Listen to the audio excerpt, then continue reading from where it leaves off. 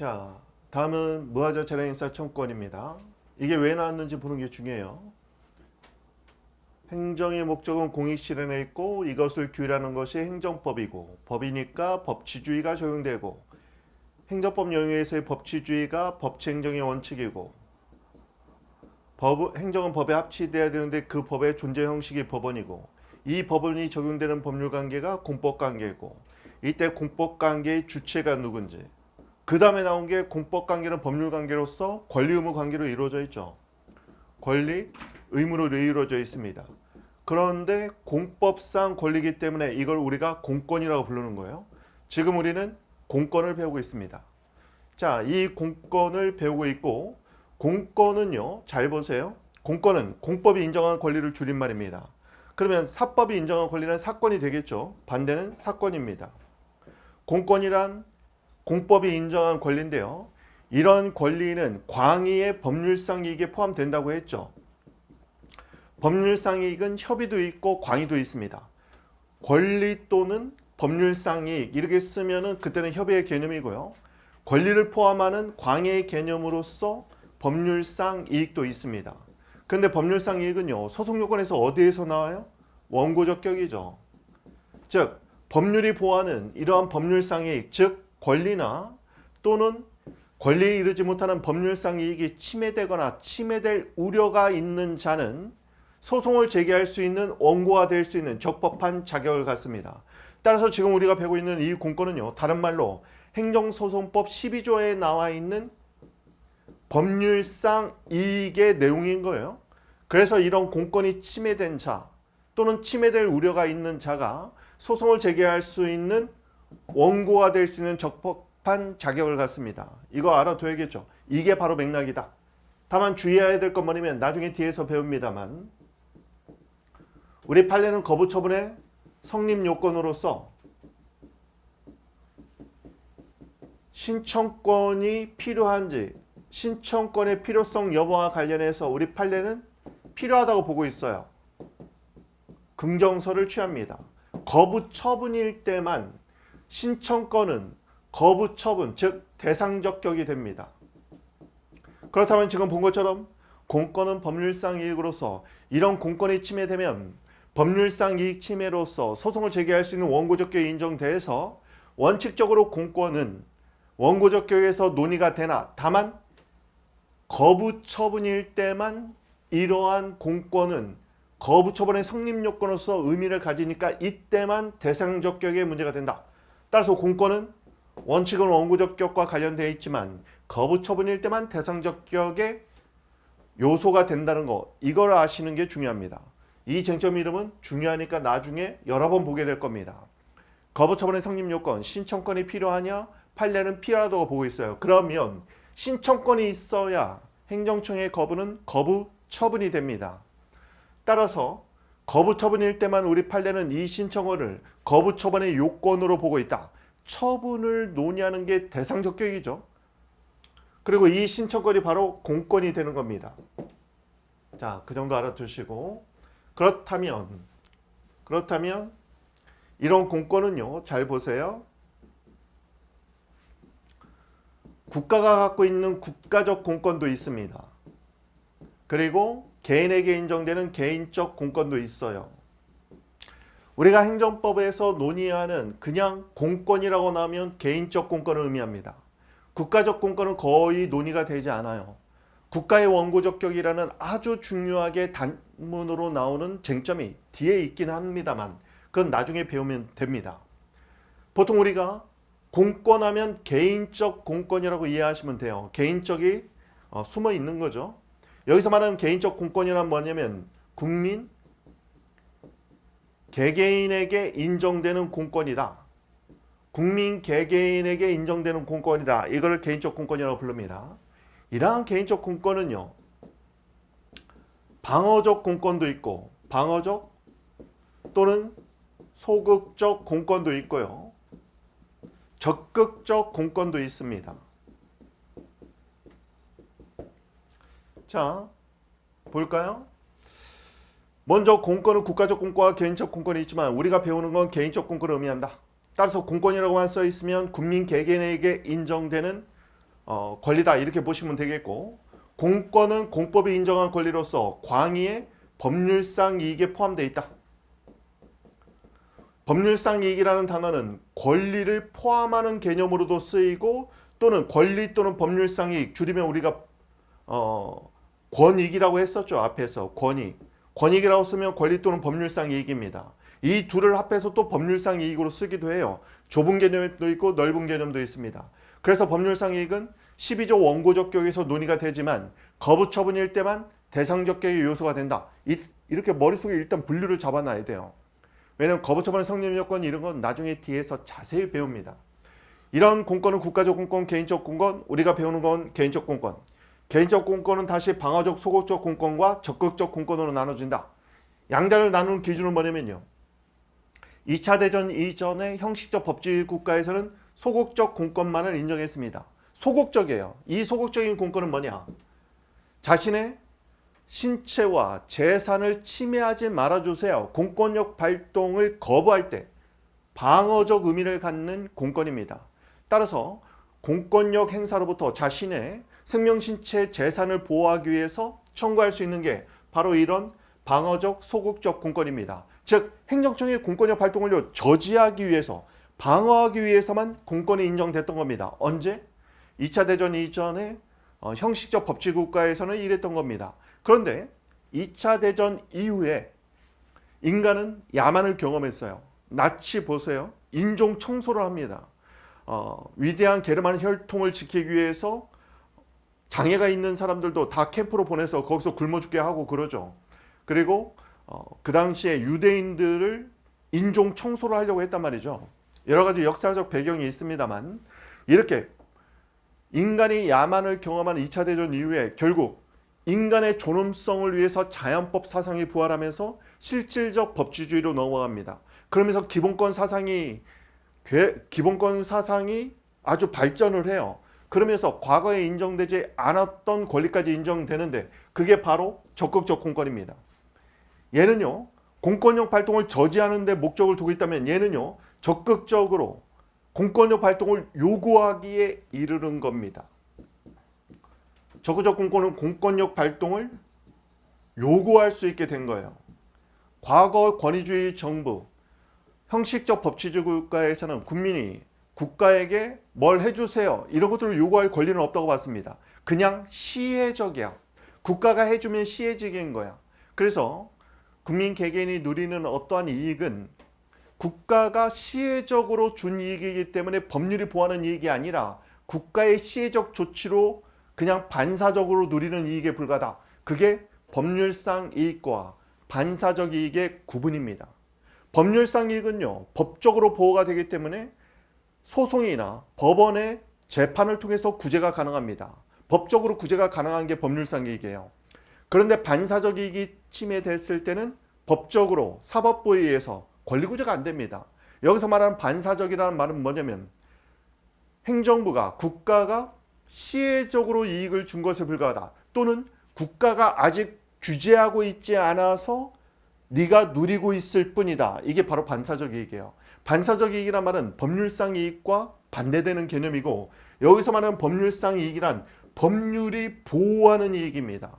법률이 보호하는 이익을 행정청이 일정한 행정자격으로 침해하면 국민은 소송을 제기할 수 있는 거예요. 자신의 법률상 이익이 침해된 자가 원고가 되는 겁니다. 그래서 법률상 이익은 원고하고 연결되어 있어요. 이런 얘기 지금 왜 하고 있죠? 우리는 공권, 즉 법률상 이익을 배우고 있는 겁니다. 이 중에서 적극적 공권으로서 나오는 것이 지금 배우는 무하자 재량행사 청구권과 나중에 뒤에서 나오는 행정 개입 청구권입니다. 특히 실무에서는 얘가 중요하기 때문에 행정 개입 청구권을 자세히 알아야 돼요. 얘는 어떻게 보면 실무에서는 쓰이지 않는 권리입니다. 한번 볼까요? 그렇다면 자, 이 정도 보고 나서 지금부터 들어갑니다. 무하자 재량행사 청구권은 무하자, 하자 없이 행정청에게 재량권을 행사해달라고 국민이 청구하는 겁니다. 무하자 재량행사 청구는 국민이 청구해요. 누구에게? 행정청에게. 뭐를? 재량권 행사를 하자 없이 해달라고. 그런데요, 이런 무하자 재량행사 청구권은요, 잘 보세요. 청구권, 우리가 배우는 모든 이 권자로 끝났잖아요. 이건 권리입니다. 청구권. 공법이 인정한 권리니까 얘는 공권인 거예요. 공권을 5자로 늘리면 법률상 이익이 되는 거죠. 이런 법률상 이익입니다. 근데 여기 보세요, 여러분. 주의력을 좀 끌어올리세요. 하자 없이 재량권을 행사해 주세요. 청구를 했어요. 알았어요. 청구한 대로 해주면 사례 문제가 성립이 안 되겠죠. 개인이 일정한 신청 또는 청구를 했습니다. 신청과 청구권은 사실 개념적으로 조금 다른 건데 정치하게 구분할 필요는 없습니다. 청구를 했는데 청구한 대로 행정청에 해주면 아무 문제가 없기 때문에 사례 문제가 형성될 수 없어요. 보통 이런 청구권이 문제가 될 때는 국민이 청구를 했는데 거부가 나올 때입니다. 그러면 거부 행위가 거부 처분이 되기 위해서는 뭐가 필요하다고 했어요? 신청권이 필요하다고 했죠. 판례에 따르면 이 신청권으로서 무하자 재량행사 청구권의 성립 요건이 문제되고 또는 뒤에서 배우는 행정개입 청구권이 문제될 수 있는 겁니다. 단순함기는 나중에 단순함기 하는 강의를 별도로 찍을 거니까 지금은요. 개념과 논리 맥락을 익히는 게 중요합니다. 개념적으로 봤을 때는 무하자 재량행사 청구권이란 하자 없이 재량권을 행사해달라고 국민이 요구하는 권리입니다. 얘도 뭐다? 공권이다. 공법이 인정한 권리다. 이 공권을 논의하는 실익은 어디 있다? 공권은 다른 말로 법률상 이익이라고도 얘기했어요. 왜냐하면 법률상 이익은 권리 또는 법률상 이익이라고 했죠. 이런 권리가 포함됩니다. 이런 법률상 이익이 침해됐을 때, 즉 공권이 침해됐을 때 원고가 됩니다. 다만 거부 처분일 때만 이 공권이 원고적 격이 아니라 대상적 격에서 논의한다고 했죠. 자, 개념은 하자 없이 재량권을 행사해달라고 국민이 요구할 수 있는 권리입니다. 자, 그런데 요구를 했죠. 재량권을 행사해달라고 요구를 했죠. 그러니까 얘는 적극적 공권인 겁니다. 자, 이런 공권은 법률상 이익으로서 원고적 격에서 논의가 되지만 이런 청구에 대한 거부가 나왔을 때, 청구대로 안 해주는 거부가 나왔을 때만 거부 처분의 성립 요건으로서 처분을 논의하는 게 대상적 격이죠. 따라서 거부 처분일 때만 이러한 청구권은 또는 신청권은 대상적 격의 요소로서 논의가 된다. 그게 논의의 실익입니다. 특히 원고적 격 내지는 대상적 격에서 문제가 된다. 무하자 재량행사 청구권이란 개인의 행정청에게, 개인은 국민 얘기하는 거죠. 재량권 행사를 하자 없이, 이게 무하자죠. 하자 없이 재량권 행사해달라고 청구할 수 있는 공권력 발동을 요구했으니까 적극적 공권입니다. 당연히 공권 중에 개인적 공권이고 개인적 공권 중에서도 행정청에게 일정한 재량권 행사를 요구하는 적극적 공권이 되는 겁니다. 법적 성질은요. 무하자 재량행사 청구는 왜 실무에서 잘 안 쓰이냐면 하자 없이 재량권을 행사해 주세요. 그럼 어떻게 해줄까? 그냥 하자 없이만 해주세요. 내용이 없어. 특정한 내용이 없습니다. 내용이 비어있는 것을 우리가 형식적 권리라고 불러요. 반대로 내용이 있으면 반대말은 실질적 권리입니다. 따라서 무하자 재량행사 청구권은 형식적 권리 또는 형식적 공권이 되는 겁니다. 형식적 권리에 불과해요. 그런데 재량이 0으로 수축하면 재량 0수축 이론을 나중에 배워야 돼요. 특정한 행위를 요구하는 실체적 권리로서 전환되므로 넓은 의미에서는 실체적 권리로도 볼 수 있습니다. 여기 실체적 권리라고 써 있는데 사실은 형식적 권리의 반대 개념으로는 실질적 권리하고 대칭 개념인데 여기서 말하는 실체적 권리라는 말은 뭐냐면 자 여기 보세요. 형식과 반대는 실질 그리고 절차적 권리의 반대가 실체적 권리입니다. 개념 싸움이 중요하다고 했죠. 개념 익혀봅니다. 여기 보세요. 자, 첫 번째 형식적 권리와 실질적 권리. 다음 절차적 권리와 실체적 권리. 이것도 기초법 개념에서 배운 내용이기 때문에 여러분 기초법 개념은 계속 숙지해 나가야 돼요. 기초법 개념 들은 내용은 아예 녹음시키세요. 아예 녹음시켜가지고 시간 될 때마다 들으세요. 그냥 그게 좋아요. 왜냐면 개념만 정확히 잡혀 있으면 나중에 행정법이 하나로 쫙 꿰뚫어지면서 논리가 정연하다는 걸 느낍니다. 사례 문제 나중에 배우면 논리가 정연한 걸 느끼면 재미가 있어요. 논리를 잡아야 됩니다. 형식적 권리와 실질적 권리를 나누는 기준은 내용입니다. 내용이 없으면 형식적 권리, 내용이 있으면 실질적 권리입니다. 그러면 절차적 권리와 실체적 권리는 뭐냐? 국민의 권리 의무에 관련돼 있으면 실체적 권리, 권리 의무와 관련이 없으면 절차적 권리가 됩니다. 자, 그러면 볼까요? 무하자 재량행사 청구는 내용이 없습니다. 그러니까 형식적 권리예요. 그렇지만 하자 없이 재량권을 행사해달라, 나한테, 내 주변에. 그러면 나의 권리 의무에 영향을 미치겠죠. 그러니까 실체적 권리가 됩니다. 그래서 나중에 보면요, 무하자 재량행사 청구권은 형식적 권리이면서, 그렇지만 국민의 권리 의무에 직접 영향을 미치는 재량권 행사를 요구한 거니까 실체적 권리가 됩니다. 실체적 권리가 된다. 물론 과거에 얘를 절차적 권리라고 봤던 견해가 있었지만 지금은 극복됐습니다. 만약에요, 경감승진 규제 중에서 아직도 얘를 절차적 권리라고 써 있다면 이건 굉장히 오래된 학설이에요. 지금은 주요한 교과서, 교수님들 책에는 지금은 실체적 권리로 되어 있어요. 그리고 시험에서 많이 나오는 행정개입 청구권. 행정개입 청구권은 조금 이따 배웁니다. 얘는 내용이 있어서 실질적 권리예요. 그리고 행정개입을 해달라고 요구하는 거기 때문에 권리 의무에 영향을 미치죠. 역시나 얘도 실체적 권리입니다. 따라서 무하자 재량행사 청구권과 행정개입 청구권은요, 내용이 있느냐 없느냐에서는 구분이 됩니다. 형식적 권리냐 실질적 권리냐.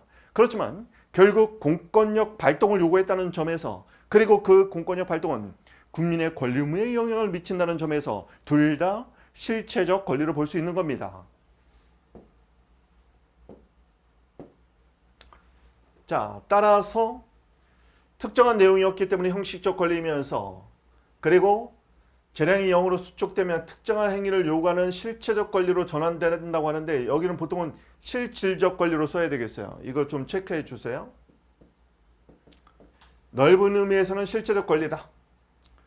국민의 권리 의무에 영향을 미치는 처분이 나오는 것이죠. 물론 실질적 권리도 실체적 권리하고 막 이렇게 같이 쓰기도 해요. 자, 그리고 여기에서 쟁점 하나 암기가 필요한데, 재량의 영수축 이론은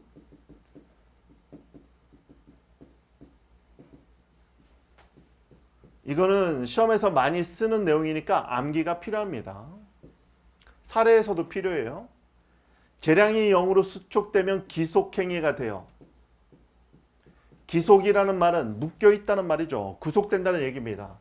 기속행위가 되면 행정청은요, 공권력을 발동할 의무가 생깁니다. 이게 의무화 되는 거예요. 의무. 재량의 영수축은 1차 현상 단어를 가르쳐 드릴게요. 중대, 그 다음에 행정청, 개인. 자, 처음에는 이 단어로 기억하세요. 1차 현상 단어. 중대, 행정청, 개인. 중대한 법익. 중대한 법익은 두 문자 암기하세요. 생신의 제사를 지내서 생명, 신체, 재산. 생신제 암기하세요. 머릿속에서 되뇌입니다. 생신제. 생명, 신체, 재산은 중대한 법익이에요. 이런 중대한 법익에 대한 급박하고 현저한 위험이 발생한 겁니다. 중대한 법익에 대한 급박하고 현저한 위험이 발생했다. 행정청의 공권력 발동으로 행정청이 일정한 공권력을 발동하면 이러한 위험 제거가 가능합니다. 이에 반해서 개인적 노력으로는 위험 제거가 불충분해요. 자, 여기 볼게요. 개인이 노력을 해도 이런 중대한 법익에 대한 급박한 위험을 제거할 수 없습니다. 그런데 행정청이 공권력을 발동하면 위험 제거가 가능해요. 그런데 행정청이 이 공권력 발동이 재량으로 되어 있다 하더라도 재량으로 되어 있다면 공권력 발동할 수도 있고 안 할 수도 있는 거거든요. 그런데 만약에 공권력을 발동하지 않는다면 가장 중요한 국민의 생명, 신체, 재산 같은 법익이 이게 현저하게 침해될 수 있다. 이럴 때는 법에서 재량으로 되어 있더라도 이 재량을 이런 특수한 상황에서는 재량이 없어진다고 봐서 반드시 국민의 생명, 신체, 재산을 보호하기 위해서 공권력을 발동해야 된다는 겁니다. 왜? 국민의 생명, 신체, 재산 보호를 하는 것이 국가의 본래적 사명이에요. 이게 나중에 국가배상법 판례의 문구입니다. 국민의 생명, 신체, 재산 등을 보호하는 것이 국가의 본래적 사명이므로 명문 규정이 없더라도 국가가 이런 공권력을 발동하지 않으면 중대한 법익인 국민의 생명, 신체, 재산을 보호할 수 없어. 그러면 반드시 공권력을 발동해야 된다는 겁니다. 1차 현상대로 중대, 행정청 개인, 중대한 법익인 생신제, 생명, 신체, 재산에 대한 급박하고 현저한 위험이 존재하고 행정청의 행정권 발동으로는 이런 위험 제거가 가능하지만 개인적 노력으로는 불충분할 때 이거 나중에 사례에서 훈련해야 돼요. 시험에서 많이 나온 사례 문제니까. 이제 우리 경감승진 시험은요. 과거의 틀에 얽매이면 안 됩니다. 이제는 교수 출제로 바뀌기도 하고 그리고 이제는 경찰 조직 자체가 국민에게 인정을 받는 엘리트 그룹으로 바뀌고 있기 때문에 시험의 난이도도 계속해서 올라갈 거라고 보여져요. 특히 경찰 중에서도 간부로 진입하는 경감승진 같은 경우에도 이제 시험의 수준이 계속 올라갈 겁니다. 그러면 행시나 변호사 시험이나 예전 사시에서 나왔던 문제를 조금 간략하게 해서 왜냐면 시험 시간은 우리가 조금 적거든요. 타 시험은 보통 120점인데 우리는 이제 80분만 보니까 그래서 어느 정도는 타 시험에 나왔던 시험 유형을 우리가 준비를 해야 될 필요성이 있다는 겁니다. 성립 요건은요. 모든 공권의 성립 요건은 강행법규성과 사익보호성입니다. 이 두 가지는요. 모든 공권의 성립 요건이니까 반드시 알아둬야 돼요. 강행법규성이란 행정청의 의무입니다. 행정청의 의무예요. 즉 행정청이 재량권의 한계를 준수할 법적 의무. 누구의 의무? 행정청의 의무입니다. 그리고 사익보호성은 재량법규가 우리 공법은 공익을 목적으로 하기 때문에 공익은 사실 너무 당연해요. 그런데 이런 공익뿐만 아니라 국민 개개인의 사익도 보호하는 취지가 있을 때만 사인에게 공권이 인정될 수 있다는 겁니다. 자 보세요. 공권의 성립 요건, 강행법규성, 사익보호성. 민법을 배우신 분들은 강행법규의 반대는 보통 임의법규라고 하죠. 행정청의 의무입니다. 그리고 사익보호성은 뭐냐면 이 공권의 근거가 되는 법규범이 있겠죠.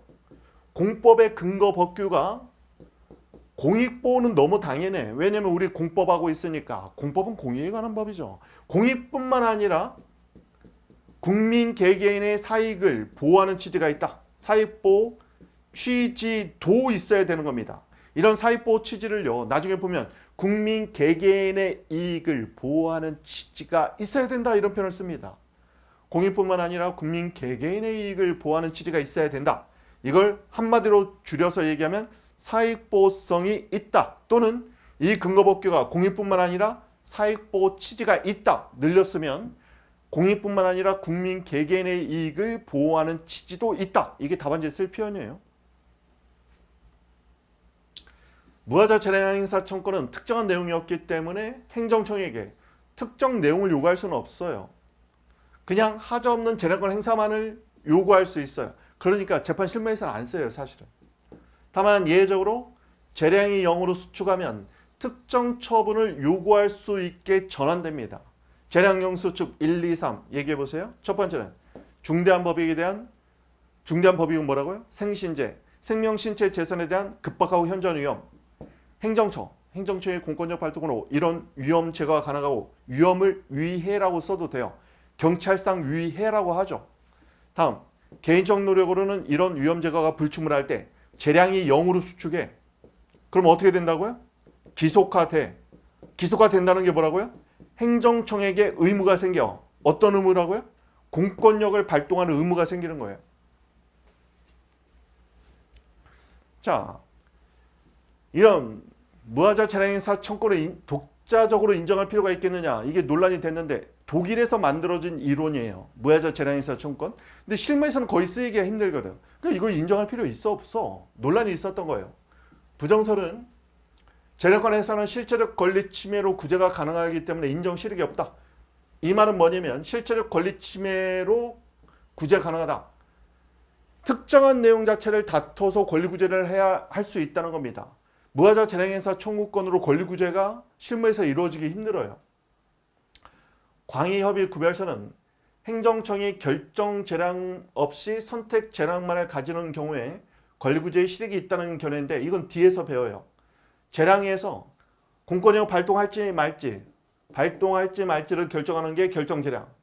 발동은 하는데 범위를 어느 정도로 할지, 이게 선택 재량입니다. 만약에 행정청이 결정 재량은 없어. 이 말은 뭐냐면 공권력을 일단 발동을 해야 돼. 근데 어느 수준으로 발동할지를 선택할 재량이 있다면 그때는 하자 없이 공권력을 발동해 달라고 요구할 수 있는 공권이 있다고 보는 견해입니다. 긍정설은 재량행위에서도 공권을 인정할 수 있다는 법리적 측면에서 의미가 있다고 보는 거예요. 그래서 긍정하는 견해입니다. 자, 부정설. 굳이 무하자 재량행사 청구권 이런 거 인정하지 않더라도 얼마든지 권리구제, 실체적 권리는 뒤에서 나와요. 행정개입 청구권. 이런 실체적 권리로 권리구제가 가능하기 때문에 굳이 얘를 인정할 실익이 없다고 보는 거예요. 실무상 쓰이지도 않고. 광의협의구별설은 행정청이 결정재량이 있는 경우에는 인정할 실익이 없지만 결정재량은 없고 선택재량만 있을 때는 인정 실익이 있다는 거고, 긍정설은 재량 영역에서도 국민에게 공권을 인정했다라는 그런 이론적 측면에서의 공과가 있기 때문에 인정 실익이 있다고 보는 견해입니다. 판례는요, 검사 임용 신청 거부 처분 사건에서 우리 판례가 이런 표현을 써요. 임용권자는 재량권을 일탈 남용 없는 응답 의무가 있고 이에 대응해서 신청자에게는 재량권 일탈 남용 없는 적법한 응답을 요구할 권리가 있다. 권리는 공권이죠.